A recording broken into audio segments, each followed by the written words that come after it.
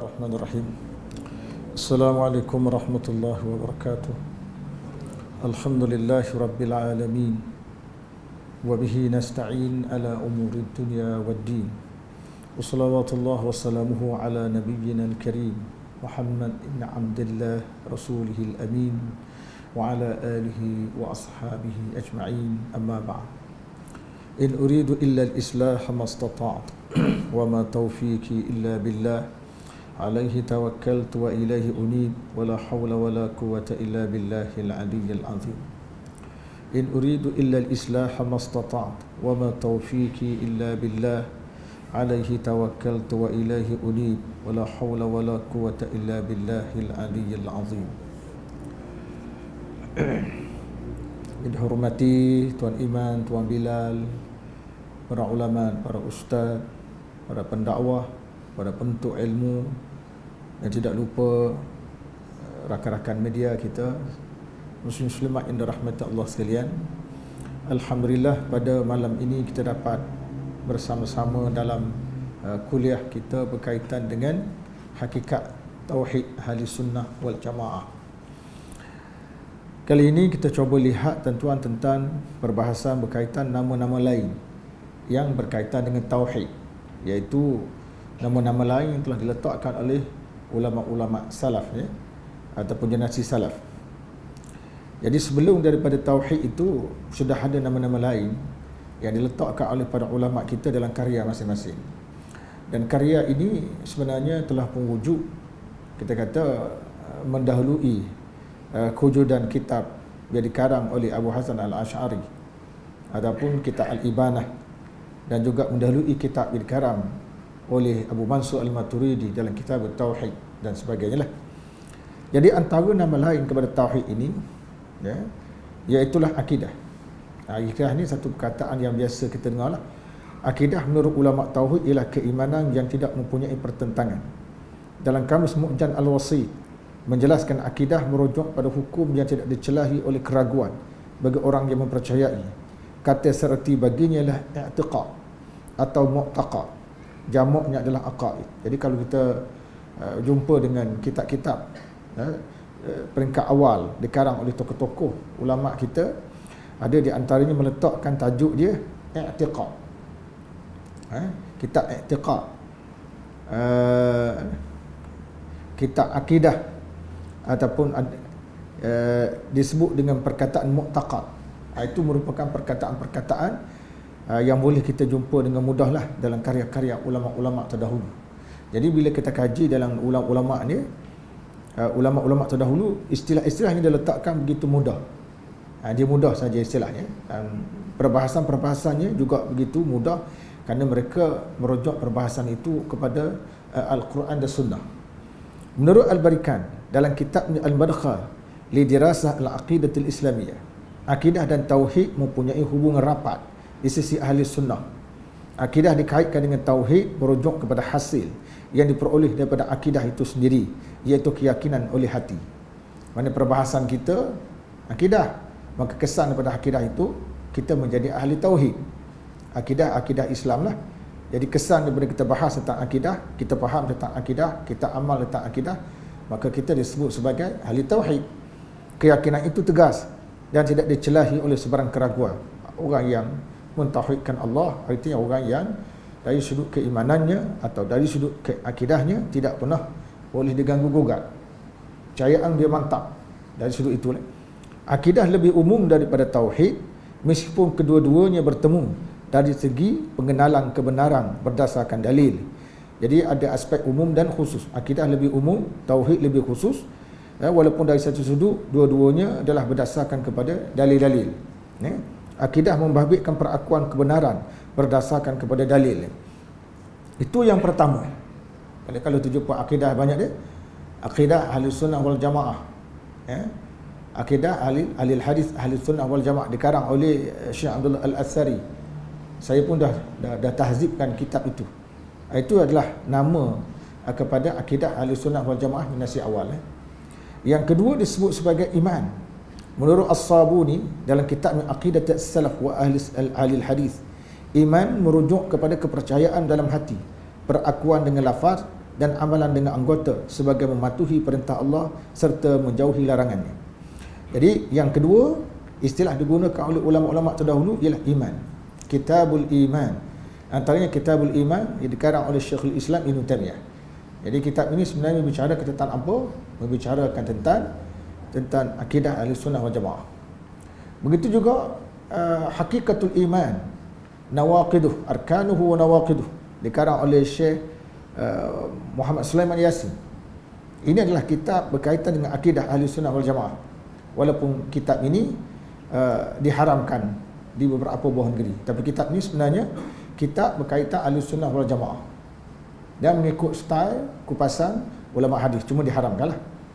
Jadi tuan-tuan dan puan sekalian, bila kita perhatikan kitab ini dari segi isi kandungannya cukup baik, tetapi sayanglah kerana dia berbeza dengan manhaj Asy'ariyah, maka setengah orang tidak mahu menerima kitab ini dan dilarang daripada diajar di negeri-negeri berkenaan. Definisi iman dapat lihat daripada dua buah hadis, iaitu pertama hadis riwayat Abdullah bin Umar radhiyallahu anhu yang menjelaskan Jibril alaihi salam berkata, "Fa akhbirni 'anil iman." Qala an tu'mina billah wa malaikatihi wa kutubihi wa rasulihi wal yaumil akhir wa tu'mina bil qadar khairihi wa syarrihi. Maksudnya, beritahu aku tentang iman. Rasulullah SAW bersabda, iman itu ialah kamu beriman dengan Allah, para malaikat, kitab-kitab, para rasul, hari akhirat, dan kamu beriman dengan qadar, sama ada yang baik maupun yang buruk. Itu merupakan asas-asas iman. Itu merupakan asas iman. Jadi kalau kita rujuk pada kitab tentang iman, itulah dia perbahasan dia. Itulah dia perbahasan dia, tak lagi. Cuma bila dibahas ni, dia ada di sana perkara-perkara cabaran berkaitan dengan keimanan itu. Kedua, hadis riwayat Abu Jamrah radhiyallahu an menjelaskan Rasulullah sallallahu alaihi wasallam bertanya para sahabat, "Hal tadrun mal iman billahi wahdah?" Qalu Allah wa rasuluhu a'lam. Qala syahadatu an la ilaha illallah wa anna Muhammadar Rasulullah wa iqamus salah wa ita'uz zakah wa shaum Ramadan wa tu'atul khumus minal maghnam. Maksudnya, adakah kalian ketahui apakah yang diketahui beriman kepada Allah? Mereka menjawab, Allah dan Rasulnya sahaja yang lebih mengetahui. Baginda sallallahu alaihi wasallam sabda, bersaksi bahawa tidak ada Tuhan yang berhak disembah melainkan Allah. Itu iman. Itu iman. Mendirikan solat, mengeluarkan zakat, berpuasa dalam bulan Ramadan, dan mengeluarkan 1/5 daripada harta rampasan perang. Hadis diriwayatkan oleh Al-Bukhari dan juga dalam Al-Bukhari dan juga dalam Sahih Muslim dan lain-lain. Manakala hadis sebelumnya dia sebut di dalam Sahih Muslim dan lain-lain. Tuan-tuan dan puan sekalian, yang menarik perhatian kita bila kita baca dua hadis ini, satu, bila Nabi sallallahu alaihi wasallam ditanya tentang iman, maka Nabi menceritakan pertama tentang kepercayaan. Nabi kata, "Antu min billah," kamu beriman pada Allah, malaikat, kitab-kitab, rasul-rasul, hari akhirat, dan kamu beriman dengan qadar yang baik dan yang buruk. Tiba-tiba kita baca hadis ni sahih, disebut dalam Sahih Bukhari.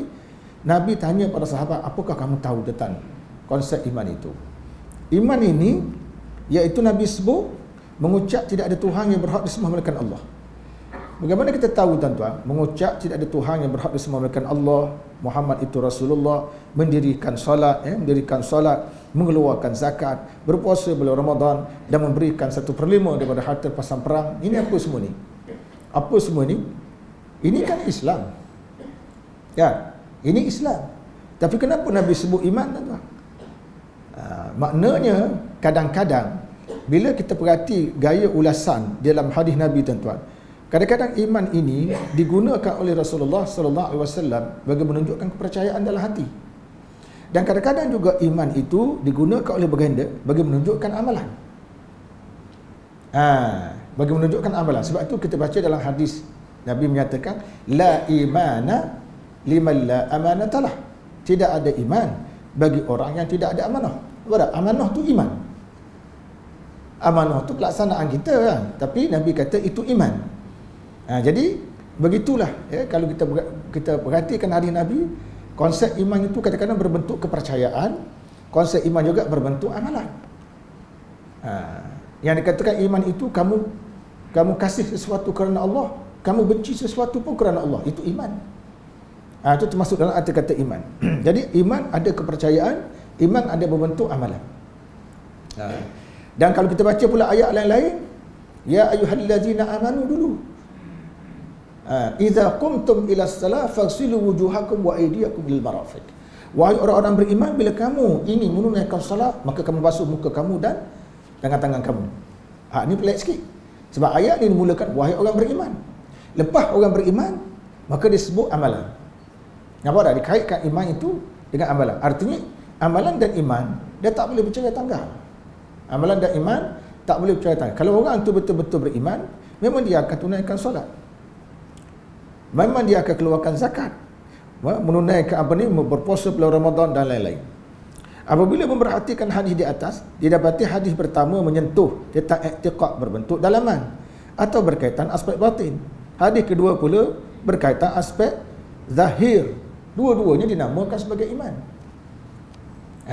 Tapi biasa masyhur, famous perbahasan kita bila disebut iman merujuk kepada kepercayaan. Bila disebut Islam biasanya merujuk kepada amalan. Tetapi dua-dua hadis yang kita bincangkan tadi nak menunjukkan bahawa tak mestinya iman itu hanya berbentuk amalan. Iman itu juga berbentuk perbuatan. Iman itu juga adalah berbentuk perbuatan. Menurut Syekh Ibrahim Yusri pula, perbahasan tentang iman hanya dikaitkan dengan i'tiqad sahaja. Itu pandangan dia ni. Ini adalah yang famous, yang masyhur, perbahasan iman berkaitan i'tiqad di dalam hati. Tokoh-tokoh salaf terdahulu mengarang buku di atas tajuk iman, tetapi dalam perbahasan ia membahaskan tentang tauhid dan kesemua permasalahan i'tiqad. Misalnya Ibn Qasim Al-Baghdadi menghasilkan karya berjudul Kitab Al-Iman. Begitu juga yang dilakukan oleh Ibn Abi Shaybah Al-Abasi dan Ibnu Mundah ataupun Ibnu Manda. Jadi dua-dua tokoh ini membahaskan tentang iman, dan dalam perbahasan dia menyentuh soal tauhid. Jadi yang kedua. Jadi kita, oleh kerana kita sentuh buku kita ni hakikat tauhid, maka tauhid itu juga membawa makna macam perbahasan kita tadi, iaitu membawa akidah. Dia juga yang kedua membawa makna iman. Yang ketiga membawa makna sunnah. Yang ketiga membawa makna sunnah ni.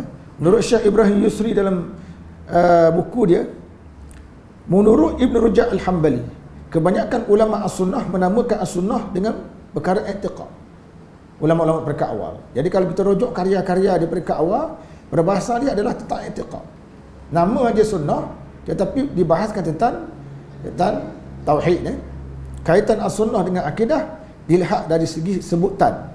Apabila adalah sebahagian tetapi mewakili semua bahagian, maknanya sunnah.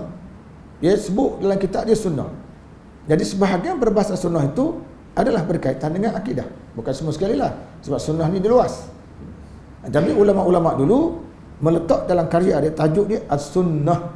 Tapi perbahasan dia fokus kepada tauhid. Berpegang dengan sunnah menjadi asas penting kepada ahli sunnah.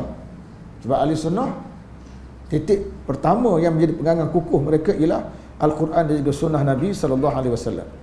Penyifatan as-sunnah mempunyai kaitan dengan akidah adalah sedia maklum pada zaman sahabat radhiyallahu anhu. Karya-karya i'tiqad dikaitkan dengan karya as-sunnah, terutama sekali pada kurun yang ketiga. Ketika itu muncul ramai ahli bid'ah pada zaman Imam Ahmad bin Hanbal. Sebelum itu sendiri pun ada ulama contoh Ibn Abbas mentafsirkan ayat yauma tabyaddu wujuh wa taswaddu wujuh. Hari kiamat ni hari di mana Allah Ta'ala memutihkan sebahagian muka manusia dan Allah Ta'ala menghitamkan sebahagian lagi. Ibn Abbas kata antara dimaksudkan Allah Ta'ala memutihkan muka wajah-wajah tadi ialah Allah Ta'ala memutihkan wajah-wajah ahli sunnah wal jamaah, dan Allah Ta'ala menghitamkan wajah-wajah ahli bid'ah. Itu sudah ada, walaupun istilah ahli sunnah, ahli bid'ah ni tidak begitu famous di zaman Nabi SAW. Para ulama kemudian baru famous, terutama di zaman Imam Ahmad bin Hanbal, kerana beliau bertembung dengan banyak golongan-golongan ahli bid'ah yang muncul pada masa itulah. Para ulama bangkit menentang ahli bid'ah melalui sesi perdebatan ataupun karangan yang bermutu, seperti yang dikarang dan dihasilkan oleh Imam Ahmad bin Hanbal, Ar-Raddu 'alal Jahmiyah.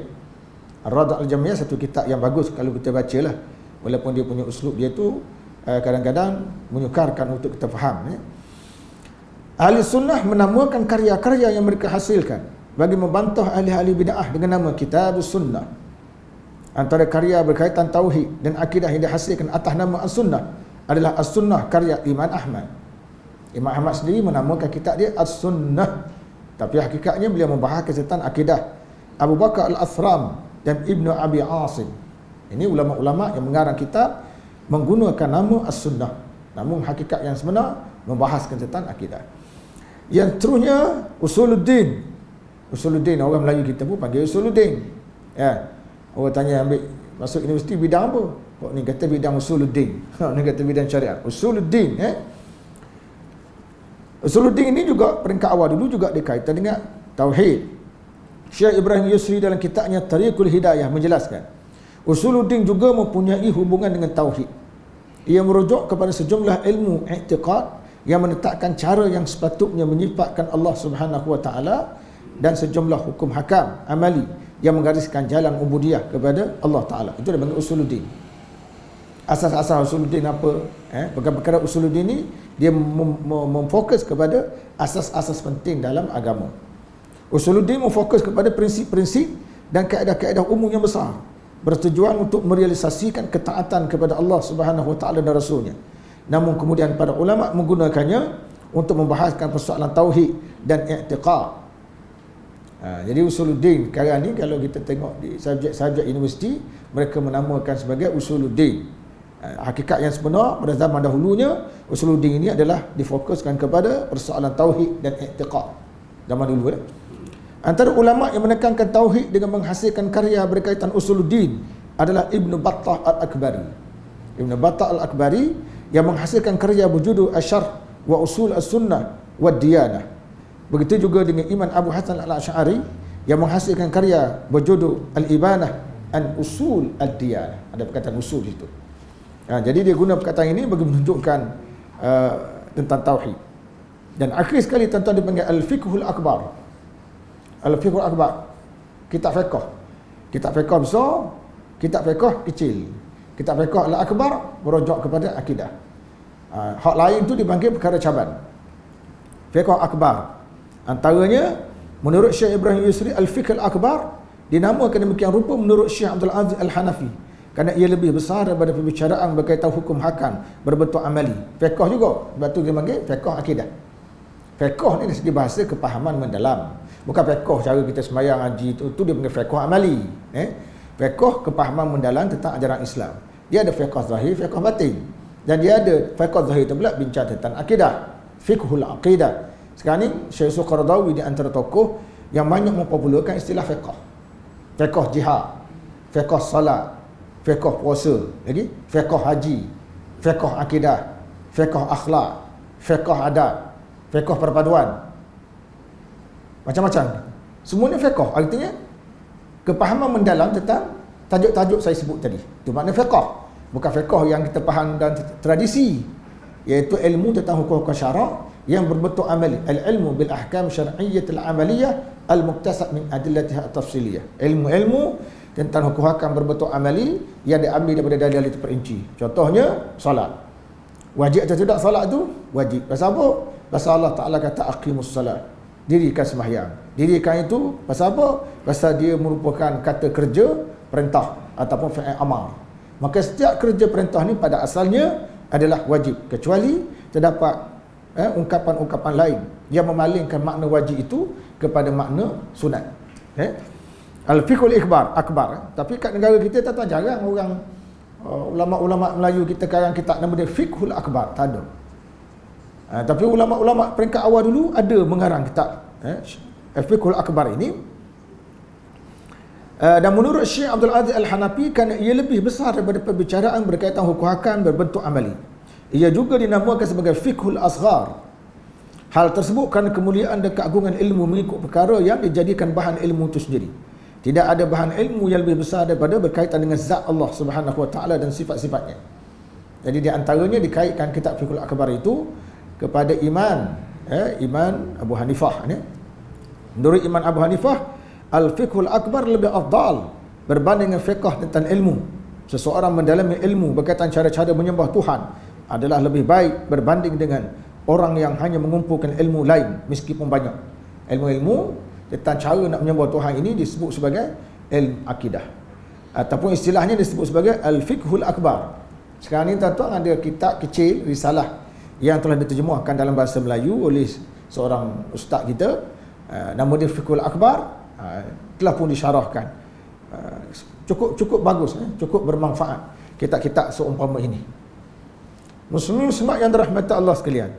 Kemudian seterusnya kita pergi kepada persoalan utama tauhid. Apakah dia sebenarnya persoalan utama tentang tauhid itu sendiri? Ada 3 perkara tuan-tuan. Persoalan utama tauhid pertama sekali iaitu perbahasan tentang zat Allah Subhanahu Wa Taala, atau disebut juga ilahiyat.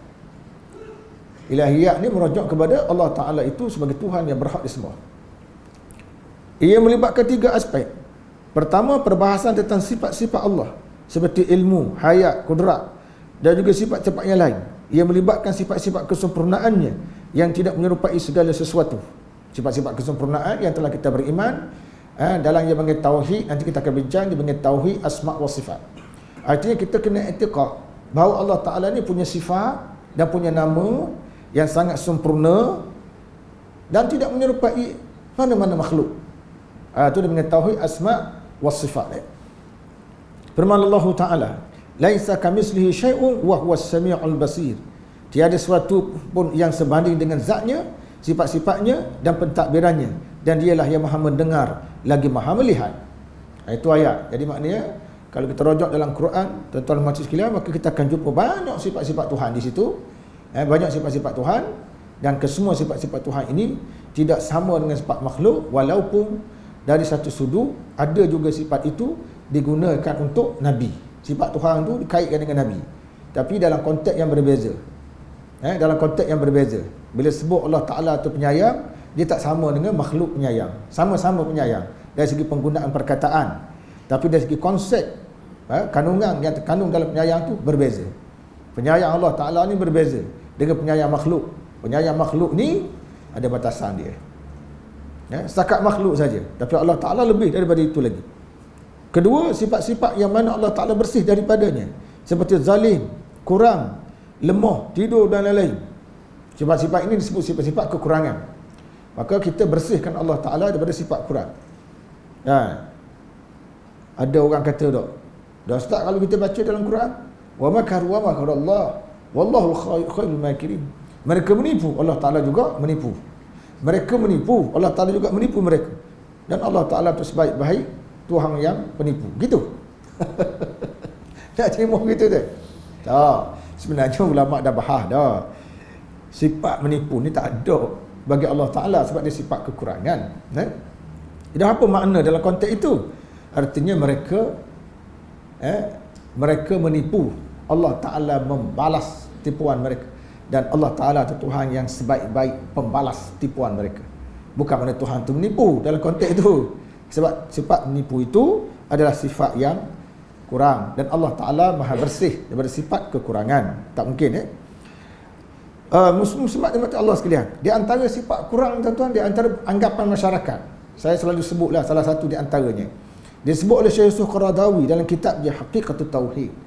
Dia kata perbuatan setengah masyarakat kita tuan-tuan, apabila mereka berdepan dengan satu masalah, mereka pergi ke kubur, minta dengan Allah Ta'ala dikubur dengan istirasah, maknanya mohon pertolongan dengan Tok Wali duduklah kubur tu. Minta dengan Tok Wali tu, maknanya kita guna nama Allah, ataupun diiktikadkan minta dengan Allah tapi sebut nama wali. Dia kata kalau kita kata awak ni minta dengan wali, tak. Dia kata kita minta dengan Allah, cuma kita sebut wali. Syekh Qaradawi kata, kenapa pula kita minta dalam bentuk itu? Kerana Allah Ta'ala sudah suruh kita minta terus dengan dia. Sebab apa pula kita minta perantaraan makhluk? Kenapa pula begitu? Oh, kerana dia kata ada berkat. Ada berkat, dia kata, sebab tu kita minta dengan Tok Wali tu. Berkat tak berkat ni tuan-tuan, siapa sebenarnya maha berkat? Wali itu berkat ke Allah Ta'ala maha berkat? Allah Ta'ala tu maha berkat kan? Tabarakallazi biyadihi mulk wa huwa ala kulli syai'in qadir. Tuhan tu maha berkat. Masa apa kita duk tengok berkat makhluk? Kita tak tengok keberkatan Allah Ta'ala tu. Mutak dia lah, dia dengan Tuhan maha berkat. Oh, ada saya duk baca dalam artikel, dia kata tak boleh beramal dengan tauhid uluhiyah, rububiyah, asma' wa sifat. Pasal tauhid ni dia kata memenangkan orang kafir musyrikin. Oh, dia menyanjung orang kafir musyrik. Dia menolak saudara se-Islam. Kata kenyataan ini bagi saya sangat berbahaya. Faham tak? Saya nak tanya tuan-tuan, kalau dalam kita tuan duduk negeri Perlis ni, ya, tuan duduk negeri Perlis ni, kadang-kadang tuan tengok kedai Cina, kedai bengkel basikal atau bengkel motosikal Cina ataupun bengkel kereta tu, pukul 7 dia buka dah. Pukul 7 tu setengah dia buka dah kedai. Dalam masa yang sama, tuan punya bengkel Melayu kita pukul 10 baru buka. Faham tak? Jadi di sini saya nak tanya tuan-tuan, mana lebih baik, kedai Cina ke Melayu dalam konteks masa buka? Mana lebih baik? Bukan maknanya kita nak banding dari segi iman. Orang Cina tu memang tak beriman, tak baik dari sudut tu. Faham tak? Dari sudut tu memang dia tak baik. Orang beriman lebih baik pada orang kafir. Kita kata dalam konteks buka kedai. Faham tak? Tu buka kedai. Maka orang Cina lebih baik lah daripada orang Melayu dari segi konsep buka kedai. Pasal dia buka kedai awal. Kedai awal ni rezeki banyak. Kita pukul 10 baru buka. Konang kita tutup. Orang Cina buka pukul 7, tutup pukul 7. Maka kalau saya kata orang Cina lebih baik orang Melayu, contoh nak kata gua ni, contoh nak kata macam mana? Oh berat ustaz, dia kata orang kafir lebih baik pada orang Islam. Lah, orang cakap lain, dia cakap lain. Orang kata masalah buka kedai, bukan masalah orang kafir lebih baik pada orang Islam. Begitu juga tauhid rububiyah, uluhiyah, asma wa sifat tuan-tuan. Tauhid ni kata orang kafir Quraisy zaman dulu tuan-tuan, apabila mereka berdepan dengan sesuatu masalah, bencana dan sebagainya, mereka minta dengan Allah. Orang kafir Quraisy itu, walaupun dia syirik, dia ahli syirik, tapi bila dikritikal, dia minta terus dengan Allah, dia tak toleh daripada berhala dia. Setengah orang kita leading, hak pemuja wali-wali ni tak, bila dia ada masalah, dia pergi ke kubur wali tu. Ya, bila kritikal, dia pergi kubur wali. Orang kafir Quraisy kritikal, minta dengan Allah straight. Maka dari segi lebih baik dari sudut minta straight tak straight itu, mana lebih baik? Yang ni, jadi dia kata, oh ini mengangkat kedudukan orang kafir mengatasi orang Islam. Lah, kita bercakap dalam konteks minta doa tu straight dengan Allah ke tak straight dengan Allah. Orang kafir Quraisy dia kritikal, dia minta tu dengan Allah. Orang Islam zaman ni setengahnya dah, bila ada masalah dia ke kubur wali. Betul-betul minta straight. Jadi bila kita sebut begitu, dia kata tauhid ini membesar orang kafir Quraisy, mengatakan orang kafir Quraisy lebih baik, Firaun lebih baik. Apakah benda orang cakap bab lain, dia tafsir kod lain. Motif kita cerita bab lain, dia faham kod lain. Bukan kita kata orang kafir Quraisy lebih baik pada orang beriman. Memang orang beriman lebih baik orang kafir Quraisy, tapi dalam konteks berdoa, cara berdoa tu, tuan-tuan sendiri, saya rasa budak-budak pun boleh faham. Berdoa terus dengan Allah Ta'ala dengan berdoa pergi ke kubur. Macam mana? Kita nak depan dengan banjir ni. Depan dengan banjir, tengah ni dah banjir dah. Faham pun dah banjir tuan-tuan. Sebaik rumah saya tak kena banjir tengah ni. Jadi tuan-tuan nak selamat dari banjir, pergi ke kubur. Wahai bulan berbulan, ya Allah Ta'ala dengan bulan berbulan ni tolong berhenti banjir. Gitu. Ke tuan-tuan dia ayat Allah Ta'ala, Tuhan yang menurunkan banjir, hentikanlah banjir. Nak mana satu? Kita dah ada akidah kan, belajarkan akidah. Sebab tu tuan-tuan, sepatutnya semakin kuat akidah kita belajar, semakin betul hala tuju kita pada Allah Ta'ala. Ini semakin kuat belajar akidah, semakin huru-hara pegangan kita. So saya pelik, semakin kuat pergi ke kubur, semakin kuat cakap tentang Tok Wali. Ada saya tengok tuan-tuan, hamba Allah, dia kata ada orang Melayu kita tarah dia wali. Amalan dia macam ni, amalan dia macam ni. Tak. Wali dia kata wali. Itu menurut kepercayaan masyarakat. Wali tak wali tuan-tuan, dari segi definisi kita kata orang yang mendukung agama Allah. Bila dia mendukung agama Allah dalam bentuk pelaksanaan ibadah, maka dia kata wali lah. Dari segi bahasa. Adapun hakikat wali di sisi Allah, Allah Ta'ala aja yang tahu. Lepas tu orang kata oleh dia, wali macam mana tok guru kamu tu? Sembahyang Jumaat tak pergi. Faham? Sembahyang Jumaat tak pergi tok guru kamu, dia boleh tahu sembahyang Jumaat tak pergi. Masyarakat sekitar menganggap dia wali. Dia sembahyang Jumaat tak pergi. Sembahyang Jumaat tu kenapa? Syiar. Wa man yu'azzim sya'airallah fa innaha min taqwal qulub. Siapa yang mengagungkan syiar agama Allah, itu tanda takwa dalam hati. Jadi kalau dia tak ada sembahyang, takwa mana?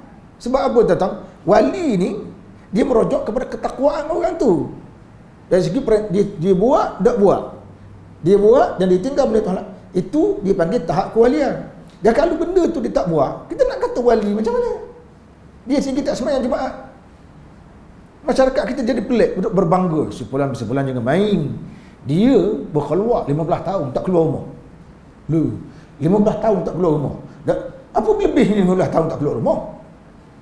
15 tahun tak keluar rumah. Lepas tu apa jadi? Sembahyang Jumaat tak buat lah. Sembahyang Jumaat tak buat lah. Oh, dia kata tak boleh kata. Jangan kata dia tak sembahyang Jumaat. Jangan kata dia sembahyang Jumaat. Dia sembahyang Jumaat kita tak tahu di mana tempat. Di Bumi Putih namanya. Pula dah. Ada bumi putih, ada warna hitam pula. Jangan sangka buruk, dia kata. Lah. Kalau macam tu tuan-tuan, ramai anak-anak muda kita tak pergi sembahyang Jumaat, kita tak boleh sangka buruk, kerajaan tak boleh tangkap. Pasal apa? Mungkin dia pergi sembahyang Jumaat di Mekah. Mungkin di sembahyang Jumaat Australia. Nak kata macam mana? Duk main mungkin. Habis punah jahanam kita punya syariat. Pasal orang tak sembahyang Jumaat tak boleh tangkap. Pasal apa? Mungkin dia tu wali Allah dan mungkin dia sembahyang di Mekah. Kita tak tahu, kita jahil. Kalau masa tu tuan-tuan tak ada lah tu. Jadi macam tu perampok harta negara, perampok harta masyarakat ni. Kan, jadi polis nak tangkap dia, mungkin dia wali Allah. Mungkin dia rampok tu membantu fakir miskin. Jangan habis, nak janang habis dunia. Duk main mungkin. Dah, nahnu nahkumu bidzawahir kata al-Imam Syafi'i dalam kitab al-Ulum. Kita hukum berdasarkan aspek zahir. Kalau dia tak pergi sembahyang Jumaat tuan-tuan, 3 kali betul-betul boleh bawa pada murtad. Cari 3 kali betul-betul. Itu dah dibahaskan biasa oleh ulama-ulama fiqh kita. Disebut panjang lebar dah. Tu dia. Jadi sifat-sifat kurang tuan-tuan. Sifat-sifat kurang yang tadi. Muslimat yang dirahmati Allah sekalian, ia tidak layak dengan keagungan dan kesempurnaan Allah Ta'ala. Sifat-sifat kekurangannya memang Allah Ta'ala tak ada kekurangan.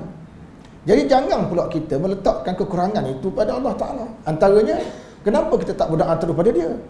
Perbuatan tak berdoa terus pada Allah Ta'ala seolah-olah menganggap Allah Ta'ala tak ada kekurangan. Yang sebaliknya, wali itu lebih hebat daripada Allah Ta'ala. Maka kena letak dengan wali. Berat benar. Ini masalah ya. Punca kepada syirik pada masyarakat dahulu. Firman Allah Ta'ala, Allahu la ilaha illa huwal hayyul qayyum, la ta'khudhuhu sinatun wa la nawm, lahu ma fis samawati wa ma fil ard, man dhal ladzi yashfa'u 'indahu illa bi idznihi, ya'lamu ma baina aydihim wa ma khalfahum, wa la yuhituna bi syai'in min 'ilmihi illa bima syaa', wasi'a kursiyyuhu as-samawati wal ard, wa la ya'uduhu hifdhuhuma wa huwal 'aliyyul 'azim. Ayat kursi yang telah duduk baca tu. Maksudnya Allah tiada Tuhan yang berhak disembah melainkan Dia, yang tetap hidup, yang kekal selama-lamanya, mentadbir sekalian makhluknya, yang tidak mengantuk, usahakan tidur. Allah Ta'ala tak pernah mengantuk, Allah Ta'ala tak pernah tidur.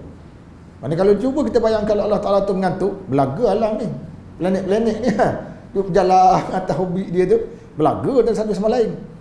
Kan? Kita manusia pun dia panggil micro sleep. Tuan-tuan mandu kan, mandu 5 minit tak apa, pejam tak apa. Saya ingat apa benda satu ketika dulu seorang hamba Allah, dia menghadapi micro sleep. Dia bawa van, dia nampak dah seorang tua naik basikal daripada jauh, tapi dia bawa dekat bank, kadang mengantuk datang. Lepas tu dia terlelap sekejap, dia terlelap sekejap. Wakcik yang jauh tu, yang asal tengok jauh sudah ada atas riba dia. Atas riba dia. Saya nak cerita apa? Micro sleep itu maknanya sifat mengantuk. Kalau kita mengantuk jadi begitu, bagaimana kalau Allah Ta'ala tu mengantuk? Belaga alam tu. Innahu labil mirsa', Allah Ta'ala mentadbir alam tiap hari macam biasa. Habis belaga, habis alam ni. Mengantuk. Isteri kita suruh buat air. Dia pun buat air. Sambil hidang air tu mengantuk. Apa jadi? Jatuh air tu. Tuan-tuan. Dan kalau tuan-tuan tengok, ada kadang kita tengok lucu juga budak-budak ni. Dia terlalu mengantuk, dia suruh makan. Nak suap pun gitu, kolej gitu. Pakai duduk gitu je. Sebab dia terlalu ngantuk. Itulah dia. Sifat orang ngantuk. Benda ni bersih daripada Allah Ta'ala. Yang tidak mengantuk, usahakan tidur. Yang memiliki segala yang ada di langit dan di bumi. Tiada siapa yang dapat memberikan syafaat pertolongan di sisinya, melainkan dengan izinnya. Dengan izin Allah Ta'ala. Tapi saya baca beberapa buku tuan-tuan. Ada beberapa tokoh ulama' pada Yaman. Masa dia nak mati tu, dia beritahu. Dia kata Allah Ta'ala mengkhabarkan, dia dapat ilham. Mengkhabarkan padanya, dia dapat memberi syafaat 1/3 penduduk kawasan tu. Dapat memberi syafaat 1/3 penduduk kawasan tu. Ada orang percaya tu dapat beri syafaat. Macam mana dia boleh tahu dia budak mati yang syafaat? Syafaat ni pertama di kiamat. Dan yang kedua, hak jenis ulama tuan-tuan, berdasarkan keizinan daripada Allah Ta'ala. Jadi kita tak tahu. Maka tiada siapa dapat memberi syafaat pertolongan di sisinya. Ingatnya, syafaat dan syafaat ini diberi setelah diizinkan Allah. Bukan syafaat ni ikut kendak kita. Kamu masuk syurga, lebang masuk syurga. Kamu masuk neraka, kena. Ini bukan Ultraman. Ajaran Islam ni bukan Bookman, Ultraman, bukan. Ini bukan Doraemon. Ajaran Islam bukan ajaran Doraemon. Bakal sihir orang kepak. Bukan begitu. Oh, itu bukan ajaran Islam. Jadi Allah Ta'ala beri syafaat pada seseorang. Allah Ta'ala benarkan Nabi kita, Nabi Muhammad SAW. Memang Nabi diberikan syafaat, tapi baca kisah Nabi daripada mahsyar. Nabi dibangkitkan pada kubur, manusia huru-hara, Nabi jumpa dengan Allah Ta'ala, Nabi sujud 7 hari, Nabi mohon, Allah Ta'ala kata sal tu'tah, mohonlah apa kamu nak. Nabi pun kata ummati, ummati. Tak, bukan Nabi bangun-bangun pada kubur, huru-hara bagi syafaat, kring, masuk surga separuh. Ini katung bah. Ini katung. Ajaran Islam bukan ajaran katung. Katung, Islam tak ada kena-mena. Katung tu tengok Doraemon lah. Jadi sesiapa yang dapat memberi syafaat tolongan di sisinya, melainkan dengan izinnya, yang mengetahui apa yang ada di hadapan mereka dan di belakang mereka, sedang mereka tidak mengetahui sesuatu pun daripada kandungan ilmu Allah, melainkan apa yang Allah Ta'ala kendaki memberitahu padanya. Allah Ta'ala mahu tahu apa ada di belakang kita, apa ada depan kita. Kalau tuan-tuan tengah sembahyang, tuan-tuan tahu dah apa di belakang tuan-tuan. Kucing jalan pun tak tahu. Kan? Sebab tu setengah orang budak-budak kita suruh masuk tandas, dia takut. Pasal apa? Dia membayangkan ada sesuatu di belakang dia. Lepas tu dia takut. Allah Ta'ala dia tahu belakang depan, dia tahu benda apa belakang kita, tahu apa yang kita tengok di depan tu pun setakat lingkungan yang mampu dilihat oleh mata kita. Belakang kita tak tahu benda satu dah. Tak tahu apa. Allah Ta'ala mengetahui belakang depan. Sedang mereka tidak mengetahui sesuatu pun daripada kandungan ilmu Allah, melainkan apa yang Allah Ta'ala kendaki memberitahu kepadanya. Luasnya kursi Allah, ilmunya dan kekuasaannya meliputi langit dan bumi, dan tiadalah menjadi keberatan kepada Allah menjaga serta memelihara kedua-duanya. Dan dialah yang maha tinggi, yakni darjat kemuliaannya, lagi maha besar kekuasaannya. Itu ayat kursi, ayat yang dianjurkan kita baca setiap malam ni. Sangat bagus ayat ni.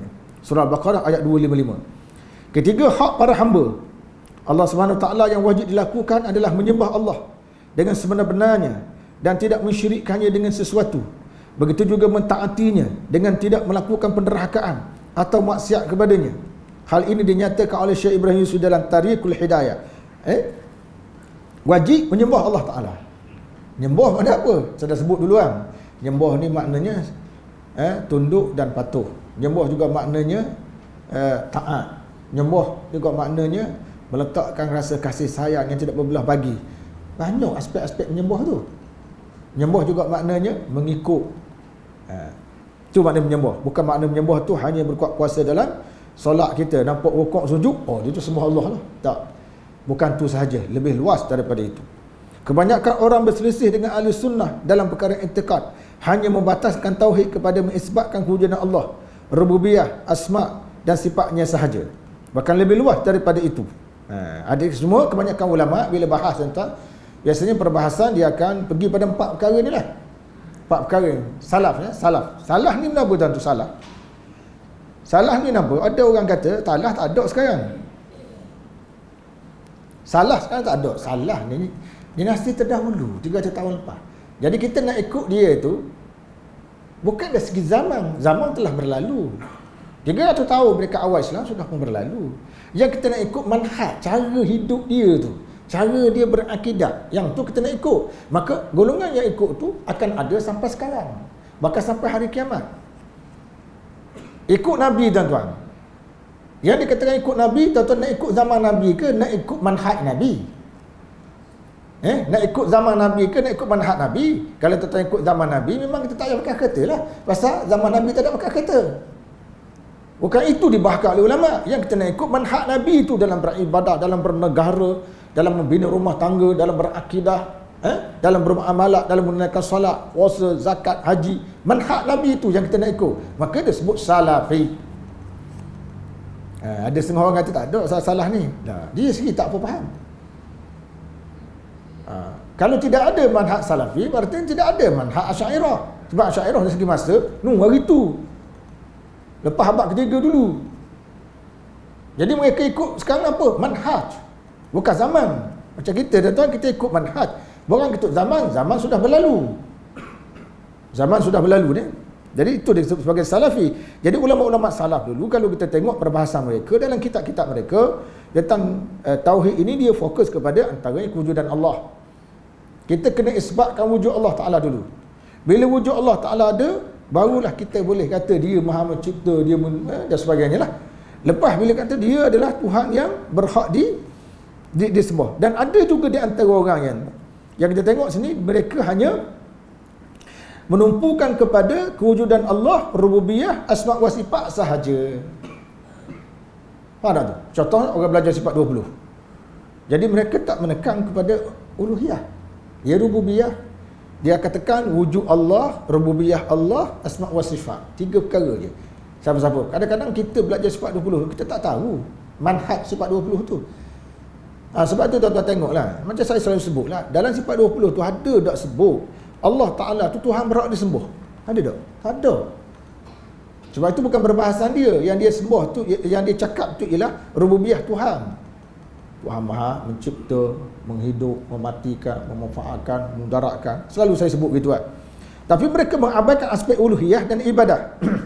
Jadi sedangkan Nabi, tuan-tuan, Nabi tidak datang untuk memberitahu Allah Ta'ala tu ada. Nabi juga tidak datang untuk memberitahu Allah Ta'ala tu Maha Pencipta. Sebab orang Arab Quraisy sudah pun mengaku Allah Ta'ala tu Maha Pencipta. Tu tak boleh rujuk dalam tafsir Al-Qurtubi, boleh tengok dalam tafsir Tabari, bagaimana pandangan sahabat-sahabat Nabi. Tafsir-tafsir ni setengah orang kita tak mau tengok. Tu jadi masalah. Dia tak mau tengok tafsir Qurtubi, tafsir Ruhul Ma'ani, bab akidah ni. Cuba tengok tafsir ulama-ulama ni. Jadi aspek uluhiyah, ada keberhakan Allah Ta'ala itu disembah, itu tidak ditekankan. Sedangkan salah tuan-tuan benda ni ya. Sebab bila kita cakap tentang uluhiyah, dia akan sentuh lalu bab syirik. Orang sekarang setengah ni tak menyentuh bab syirik. Saya pun tak faham kenapa belajar akidah tak menyentuh bab syirik. Dia kata syirik kalau berlakunya dalam segi rububiyah sahaja. Agar siapa-siapa yang mengiktikadkan orang tu boleh mencipta macam Allah Ta'ala mencipta, dia syirik. Dia nak terbatas. Jadi skopnya sangat kecil. Syirik tu sangat kecil. Syirik dari segi rububiyah sahaja. Syirik dari segi uluhiyah tak ada berlaku. Syirik dari segi uluhiyah tak berlaku. Hal tersebut berpunca daripada terhaknya mereka pada hakikat iman dengan kepercayaan pada Allah Ta'ala di dalam hati sahaja. Ini ajaran apa tuan-tuan? Percaya, iman itu percaya dalam hati. Ini ajaran apa? Asy'ariyah. Sebab 20 percaya dalam hati. Sebab itu dia asas dia. Kita tak nafi ada juga sebahagian Asy'ariyah. Dia gabung bukan percaya dalam hati. 3 perkara dia gabung kau. Tapi Malaysia ni kebanyakan bahas dari sudut itu. Mereka mengeluarkan amalan ketaatan dan menjauhkan syirik daripada mempunyai hubungan dengan iman. Cakap bab syirik, syirik tak ada hubungan dengan iman. Cakap amalan ketaatan, amalan kita puasa, zakat, haji semua tu tak ada kaitan dengan iman. Dia nak kata iman ni apa? Wujud, kidam, baqa, muqalatul hawadith, qiyamun asu iman. Satu je. Hal lain tak nak belajar. Jadi kalau tak nak belajar ni tuan-tuan, kita kalau tak nak belajar lah, macam mana kita nak kata Allah Ta'ala Tuhan Pencipta? Sebab dalam akidah tu tak ada. Kena rujuk dalam Quran, baru Quran ada. Tapi saya rujuk dalam syarah kepada Matan Umul Barahin tuan-tuan. Syekh Sanusi daripada Libya ni, dia juga membahaskan tentang uluhiyah Tuhan tu. Saya tak faham kadang-kadang setengah orang ni tak mau terima uluhiyah tu. Keberhakan Allah Ta'ala sebagai Tuhan yang berhak disembah. Jangan ada pula baru ini orang mencadang tu supaya tauhid rububiyah, uluhiyah, asma' wa sifat dihapuskan terus daripada Malaysia ni. Hapus terus daripada Malaysia.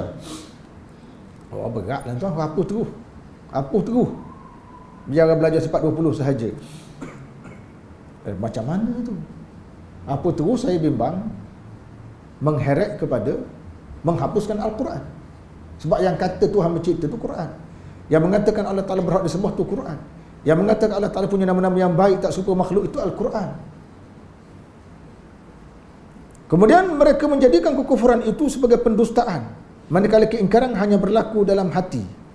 Dusta, maknanya sesiapa mendustakan Allah, kufur. Maknanya iktikad dalam hati je. Maknanya orang tu tolak Allah Ta'ala, kafir. Tak semayang, belum tentu kafir. Sedangkan tuan-tuan, tak semayang dalam keadaan mengiktikadkan semayang tu tak ada dalam Islam ke, ataupun semayang menyusahkan kita ke, bahkan ada sebagian ulama menyebut siapa mengatakan semayang sejak aku semayang tidak pernah aku jadi sihat, kafir. Itu menunjukkan bahawa penting. Kalau semayang tu tak penting tuan-tuan, takkan sebahagian ulama menghukumkan kafir aku tak semayang tu. Mazhab Hanbali, cuma mazhab Hanbali ni dia hukum terus, siapa tak semayang kafir tu. 3 mazhab lagi kata siapa tak semayang tengok keadaan. Kalau dia mengiktikadkan semayang tu tak wajib, baru jadi kafir. Kalau dia mengiktikadkan semayang itu wajib, cuma dia malah je, dia kafir. Kafir amali. Kafir juga, kafir amali. Jadi mereka menjadikan kufur itu sebagai pendustaan dalam hati je. Tolak, kafir dia. Manakala keingkaran hanya berlaku di dalam hati dan tidak ada hubungan dengan amalan zahir. Jadi siapa-siapa ingkar amalan zahir, tak kafir. Sebab apa? Sebab amalan zahir itu tak ada hubungan dengan definisi iman tadi. Iman makna apa? Percayaan dalam hati sahaja. Siapa tolak percayaan itu, bagi golongan ini, kafir lah orang tu. Tapi kalau tak semayang, belum tentu. Puasa belum tentu. Sedangkan ulama bincang bab murtad, tak semayang boleh jadi kafir, taknya. Kalau melibatkan i'tikad lah, benda tu tak ada dalam Islam ke? Itu boleh menyebabkan menjadi kafir. Bukan kata kafir sudut tu tuan-tuan, orang jilat jari pun. Tengok dalam kitab Mustaqah Hadis, dikeluarkan oleh Jakim. Orang tak mau jilat jari. Aku tidak mau jilat jari, mengotorkan. Sedangkan jilat jari itu sunnah Nabi. Aku tak mau jilat jari. Murtad. Nak murtad dah kafir. Apa tak? Ia ada hubungan dengan amalan. Nampak kecil je. Jilat jari, isunya isu jilat jari je. Nak jilat tak mau jilat je. Menurut Syekh Ibrahim Yusri lagi, Syekh Muhammad Abduh misalnya, menganggap, dia sebut salah satu ulama, memang kitab dia kata gitu. Maka oleh kerana Syekh Ibrahim Yusri ni siapa tuan-tuan? Saya petik tokoh ulama, pensyarah Universiti Al-Azhar. Dia pensyarah Universiti Al-Azhar. Sebab saya dia masih hidup sekarang. Dia karang buku, tajuk dia Tariqul Hidayah. Pelajar kita reti bahasa Arab, sila cari dalam PDF Tariqul Hidayah. Cuma dia menghuraikan itu panjang lebar lah. Jadi dia sebut, dia kata Syekh Muhammad Abduh misalnya menganggap tauhid rububiyah dan penciptaan makhluk adalah matlamat utusan para rasul. Faham tak tuan? Dia kata tauhid rububiyah tu matlamat. Faham tak tuan-tuan? Bila kata-kata matlamat, artinya Nabi ni datang nak beritahu masyarakat Quraisy bahawa Allah Ta'ala tu maha pencipta, maha menghidupkan, maha mematikan, maha memanfaatkan, maha memudaratkan. Nabi nak beritahu waktu je. Sedangkan kita tahu orang Arab Quraisy pun dah mengaku Allah Ta'ala tu maha pencipta. Wala in sa'altahum man khalaqas samawati wal arda la yaqulun Allah. Bila kita rujuk dalam tafsir Qurtubi dan tafsir Tabari, banyak ibu sebut barisan para ulama yang kata orang kafir Quraisy ni memperakui Allah Ta'ala tu Tuhan maha pencipta dah. Sebab tu dia kata wala in sa'altahum man khalaqas samawati la yaqulun Allah. Kalau kamu tanya mereka siapa mencipta langit dan bumi, mereka akan jawab Allah. Siapa tu? Orang kafir Quraisy. Mereka memperakui. Kul afala ta'qilun. Dan kalau kamu kata begitu, kenapa kamu tak guna akal kamu untuk beribadah kepada Allah? Jadi isunya pertemuan dengan Nabi tuan-tuan bukan soal orang kafir Quraisy itu percaya Tuhan mencipta tak mencipta. Dia masalah sembah. Bila Nabi ajak mereka sembah, itu masalah. Nabi kata jangan syirik, itu masalah. Itu isu paling besar, poin paling penting sekali. Padahal tauhid jenis ini diperakui oleh berbagai bangsa dan umat yang diutuskan para rasul kepada mereka secara umum. Tuan-tuan rojak antaranya dalam kitab Tafsir Fakhrul Razi. Ini ulama Asy'ariyah, Tafsir Fakhrul Razi. Bahkan Imam Qurtubi pun bagian ulama menyatakan dia termasuk kategori Asy'ariyah. Tapi tengok tafsir dia. Semua memperakui orang kafir Quraisy menerima tauhid rububiyah. Yang jadi pertemuan dengan Nabi uluhiyah tu. Uluhiyah dia. Dan insya-Allah dia masuk isyak dah. Kita azam tu, lepas tu kita sambung 2 kali 3 minit, 4 minit lepas tu. Silakan. Kita sambung sikit lagi. Tauhid sebegini tidak pernah mewujudkan pertemuan antara mereka dengan pada rasul tersebut. Macam saya sebut tadi lah, tauhid rububiyah ni tak ada bertemu dengan Nabi. Yang Nabi dia berperang apa semua itu isu tauhid uluhiyah. Sebaliknya pertemuan berlaku dari aspek uluhiyah dan ibadah. Oleh kerana itu tidak terdapat pada lisan para rasul seruan manusia ke arah mengiktikadkan bahawa Allah Ta'ala Tuhan yang maha pencipta segala sesuatu. Itu bukan tujuan utama. Nabi berjuang nak ajak manusia kata Tuhan mencipta dah, sebab orang-orang Quraisy zaman dulu memang kata dah Tuhan tu maha pencipta. Cuma Nabi kata, dah kalau kamu kata Tuhan tu Maha Pencipta, maka sembahlah dia. Dia lah ajak dia sembah pasal dia Maha Pencipta. Dia bukan pencipta, dia Maha Pencipta. Meskipun tidak dinafikan, terdapat dalil-dalil seumpama itu dalam proses dakwah yang dilakukan oleh para rasul tersebut pada umat mereka. Dalil-dalil tentang kewujudan Allah. Biasalah, adalah. Sebab kita nak isbatkan Tuhan berhak, tuan-tuan, maka kita kena royak kehebatan orang tu macam kita nak suruh kan. Kita nak suruh rakyat kita ikut seseorang, nak suruh ikut. Kalau nak suruh ikut seseorang, kita akan ambil satu model, satu orang. Orang ni pasal apa? Kenapa dia wajar diikut? Macam kita ambil contoh Tok Imam kita. Pasal apa Tok Imam itu wajar diikut? Oh, tengok Tok Imam kita baca sedap. Contoh tengok dia. Tok Imam ni bagus, orangnya lawa, handsome. Contoh ya. Oh, kita berdengar. Jadi Tok Imam tu baca Quran, kita mudah ikut, kita tahu hakikat imam tu. Ni nak suruh mudah faham, nak suruh mudah faham. Maka begitu Allah Ta'ala tadi. Dah kita tahu dia hebat mencipta dan semua, maka dia berhak dia semua. Gitu. Sebab tu tuan-tuan, nampak tak? Dia macam orang cakap Melayu kita, cara tanpa sedar, dia menggunakan teknik yang sama. Dia nak suruh kita puji seorang wali, tuan-tuan. Wajar. Dia cerita tu, wali ni dah tidur 60 tahun. Wali ni makan bertih sehari sebiji sehari. Dia cerita benda pelik. Wali ni sejak dia raib tu keluar kampung orang. Dia cerita benda tu dulu. Tujuannya apa? Matlamat nak suruh kita puja. Dia cakap benda tu. Jadi automatik dah hebat wali. Kita mula duduk kat dia, ketuk. Takut balik wali tu baca hati kita. Padahal tak ada benda tu, tanggapan anak murid je. Tanggapan anak murid dia. Yang Tok Guru dia hebat macam tu. Terjuang sengaja di situ macam tu. Tuan-tuan tengok di Yaman contohnya. Ramai tokoh-tokoh ulama di Yaman sampai sekarang ni dia anggap wali. Dalam masa yang sama tuan-tuan, di Yaman sekarang berlaku perang saudara dengan Syiah Houthiyah.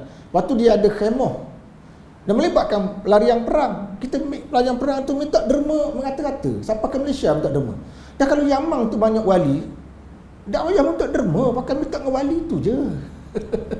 Ya, wali tu kata, ya Allah, aku turunkan 1 juta wang, kena bawa turun 1 juta. Awak pergi atas khemah tu kan selesai.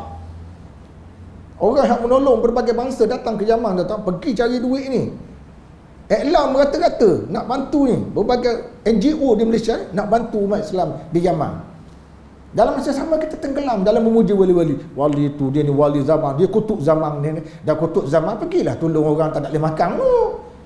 Termasuk antara amalan paling afdal tahu apa? It'amul ja'i. Memberi makan pada orang lapar. Tu termasuk orang yang paling afdal. Orang dapat pahala besar tu. Memberi makan orang lapar tu. Dah berilah makan. Ya. Tidak orang kita hanyut dengan puja ni. Dan benda praktikalnya, praktikal. Kita nak tengok praktikal. Kita tak bercakap banyak. Macam setengah orang-orang sekarang cakap bab politik. Oh, dia kata kita ada Perdana Menteri. Tak apalah, ada menteri boleh lah. Apa praktikalnya sekarang? Apa nak dibuat? Aku nak tahu tu. Benda nak dibuat untuk kemaslahatan rakyat ni. Tu aku nak tahu. Cakap banyak tak boleh. Rakyat tak mau tengok tu. Aku nak tengok apa nak dibuat dalam pentadbiran negara untuk kemaslahatan agama dan rakyat. Nak tahu tu. Begitu kat wali tadi, duk puja wali ni hebat wali. Dan benda dia buat wali ni untuk menyelamatkan pelarian-pelarian di Yaman tu sendiri. Tak ada makanan. Apa benda dia buat? Patut dia pergi hari-hari lah. Gambar situ, selfie sikit. Untuk wali tu, gambar budak-budak. Bawa bantuan. Contohnya dah. Tak diperbesarkan pula tolong orang. Rupanya Tok Wali ni tak payah tolong orang ke guana. Sedangkan tolong orang ni tuan-tuan, ada sabit dalam hadis Al-Bukhari.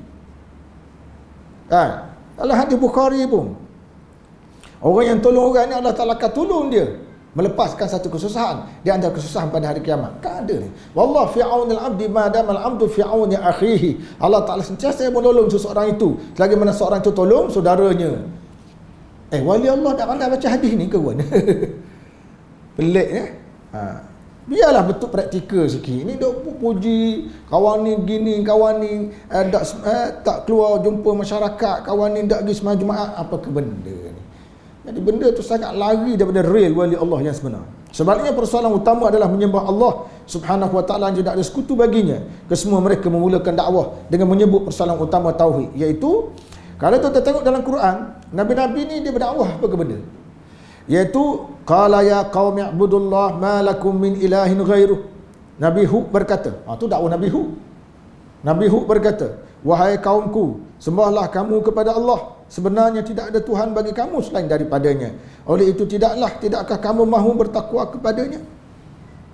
Ini kisah Nabi Hud. Ajaran pertama dia ajak sembah Allah Ta'ala, tinggal sembah berhala. Sebelum tu lagi Nabi Nuh juga mengajak benda yang sama.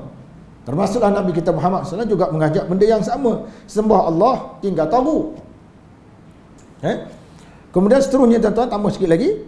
Yang kedua, perbahasan tentang zat para rasul atau dikenali dengan nama an-nubuwat, perbahasan tentang akidah. Ia merangkumi perbahasan tentang sifat-sifat wajib bagi rasul. Seperti benar. Sifat bagi rasul ni banyak, cuma dia panggil sifat utama ni. Sifat utama benar. Benar ni kenapa? Jujur lah. Rasul ni jujur. Dah, rasul sajalah jujur. Kita nak jujur ke gua ni? Apabila rasul jujur tuan-tuan, kita juga kena ikut rasul dari segi kejujuran itu. Kita juga kena jadi jujur. Sebab apa? Quran kata wa kunu ma'as sadiqin. Hendaklah kamu bersama dengan orang-orang benar dan jujur. Bukan kita bincang bab sifat Nabi jujur tu saja. Kita juga mesti menjadi jujur. Sekarang ni tuan-tuan, jujur dah jadi terbalik. Tuan-tuan pergi ke Jepun, kalau tuan-tuan letak beg tuan-tuan ni tertinggal beg satu tempat, 3 hari aku Jepun tak stop. Jujur tak jujur ke Jepun? Kita ni datang 3 hari, tak sampai 3 hari letak kejap, pusing belakang, tak ada ni. Saya ingat pengalaman saya tuan-tuan balik daripada Indonesia. Masa tu saya pergi melawat di Universiti Yarsi Indonesia lah, Yogyakarta. Lepas tu orang ajak beli buah salak di Tanah Abang nama dia. Beli salak Indonesia, orang kata sedap. Kita belilah, buat balik Malaysia. Siapa lah yang terbang? Saya rasa nak buang air. Saya letak di luar, sekejap je letak tu, kita masuk dalam salah satu tandas dekat dengan buah salak kita tu. Sebelah boleh tengok gini. Bila bukan buah salak, dah boleh kita masuk dalam tandas kita. Nak cerita tuan-tuan. Tengah-tengah kita buang air, kita keluar, tak ada buah salak itu. Tu bukan duit, baru buah salak baru tu. Nak ceritanya cepatnya hilang lah. Jepun 3 hari situ. Jujur duduk di Jepun. Jadi tak ada pada kita ni. Jadi kita kena jaga-jaga. Dengan masjid pun disuruh jaga, takut selipar hilang. Takut selipar hilang. Macam saya cerita, kerap saya pergi masjid, kadang-kadang apa ni? Tok Siok mari, Ustaz, beg Ustaz jangan jauh sangat. Beg letak sebelah Ustaz. Dalam masjid pun. Beg kena letak sebelah Ustaz. Kadang hilang sekarang. Maknanya dia tidak menjamin benda tu tak hilang. Bimbang juga tuan-tuan. Kadang-kadang kita rasa benar juga seperti dinyatakan oleh, macam saya sebut semalam, kenyataan Sufyan Ats-Tsauri. Sufyan Ats-Tsauri yang menukilkan kata-kata Abdullah bin Amr bin Al-As. Dia kata sayati 'alan nasi zamanum yajlisu fi masajidin syayatin. Akan datang suatu zaman orang-orang yang duduk dalam masjid itu adalah syaitan-syaitan. Sebab apa? Sebab dia bukan mari nak sembahyang. Dia mari nampak macam nak sembahyang, dia tunggu orang rokok habis, dia kebah. Itu syaitan. Menggunakan masjid untuk mencari pendapatan. Mengair dalam masjid. Orang ngair kampuyu dekat longkang, dia ngair elok dalam masjid. Syaitan pergi ke masjid. Syaitan apa? Syaitan manusia. Bukan syaitan jin. Syaitan jin tak buat gitu. Kemudian seterusnya itu benar. Amanah, tahu tak? Amanah apa? Amanah sifat Nabi. Lawang pada amanah, khianat. Orang kita ni juga satu hal tuan-tuan. Tak faham konsep khianat. Khianat ni benda, khianat. Kita kena amanah. Dan lawan pada amanah tu apa? Lawan pada amanah tu khianat. Khianat tu apa? Khianat tu benda. Ya, tidak melaksanakan mandat yang diberikan kepada kita dalam apa bidang ke. Siapa-siapa kita pegawai kerajaan ke, kita pergi negara ke, negeri ke siapa, kalau diberi mandat dan dikenakan melaksanakan mandat tu, kita tidak laksanakan. Tu khianat namanya. Nabi-Nabi tak ada sifat tu. Nabi-Nabi tu tadi suruh menyampaikan dakwah, Nabi sampai. Nabi-Nabi tak khianat. Itu yang pertama, makna khianat. Yang kedua saya dah sebut dalam hadis Al-Bukhari. Dalam hadis Bukhari sebut, laula Hawa lam takum unsa zawjaha. Kalau tidaklah kerana Hawa, isteri Nabi Adam alaihi salam. Kalau tidaklah kerana Hawa, satu wanita tidak khianat kepada suami. Ini hadis macam mana pula? Hadis ni dalam Bukhari. Dia kata kalau tidak kerana Hawa, wanita tak berani khianat pada suami. Lagu mana pun nak faham hadis ni. Dan kita nak faham tadi lah. Khianat tu maknanya tidak laksana amanah, tak laksanakan mandat. Tu khianat. Hadis ni kita tengok bagaimana kata Ibn Jauzi dan Ibn Hubairah. Ketika dia mentafsirkan hadis ni, Ibn Jauzi kata maksud khianat di sini ialah ketika mana Nabi Adam AS memakan buah pada pokok yang dilarang, disaksikan oleh isteri dia Hawa. Dan Hawa dia tidak menasihati sepatah pun. Bila dia tengok suami makan, dia tak kata apa. Dia tidak nasihat. Maka perbuatan tidak nasihat kepada orang yang pecah amanah, itu khianat. Jadi Siti Hawa dianggap khianat dalam hadis tu, tuan-tuan, bukan kerana dia punca kepada suami dia makan buah pada pokok dia larang, bukan. Bukan khianat buat tu. Khianat dari segi dia tengok saja suami dia makan dan dia tidak tegur, maka tak tegur tu khianat. Nak main tak tuan? Katanya kita duduk diam tak tegur, khianat juga kita. Kita duduk kata ke orang, pulang khianat. Khianat ni. Khianat. Dah kita khianat dah. Sebab kita tak tegur kemungkaran yang berlaku, tak tegur, tidak memberi nasihat. Tu dalam hadis tadi, laula Hawa lam takun unsa zaujaha. Itu hadis tu. Jadi hadis tu nak membetulkan tanggapan orang-orang Kristian dalam kitab Injil, Old Testament dan New Testament. Dua-dua kitab ni mengatakan bahawa punca masalah Nabi Adam disingkir daripada syurga datang daripada Hawa. Hawa lah bertanggungjawab memakan buah tu, dia rasa sedap, dia suruh suami dia makan. Cerita ni daripada mana? Daripada Injil, Old Testament ada sebut, dan dalam New Testament ada sebut. Kita setengah orang kita ambil cerita tu. Oh, yang jahatnya wanita ni, punca kepada kecelakaan. Jahat wanita macam mana, tuan-tuan? Wanita mengandungkan nabi-nabi. Wanita mengandung kepada ulama, jahat macam mana? Adalah seorang dua tu, tapi tak semua. Itu dipanggil amanah. Kemudian kena faham konsep amanah tu. Nabi nak ajar pada kita supaya kita juga amanah. Menyampaikan risalah, Nabi sampai. Walaupun benda tu berat ni tuan. Nak tahu tak tuan-tuan, nak bercakap. Tak tahu tak nak cakap. Nak bercakap ni satu benda berat. Kita tanya muslimat kita, dia nak tegur suami dia. Suami dia panas barang, dia nak tegur tu kelu lidah. Kan, suami dia sangat panas barang, silap je menampar sulung atas kepala. Kan, jadi satu hari dia tengok suami dia salah, dia nak tegur tu. Aku cakap sekarang, aku kena penampar sulung. Aku tak cakap, aku buat maksiat. Susah kali kawan tu. Bukan senang. Berat, nak cakap tu berat kan? Berat. Terutama sekali kalau orang tu dia tak biasa ditegur. Ada setengah orang tu tak biasa ditegur, dia main. Kan? Bila kita tegur je, siapa kamu?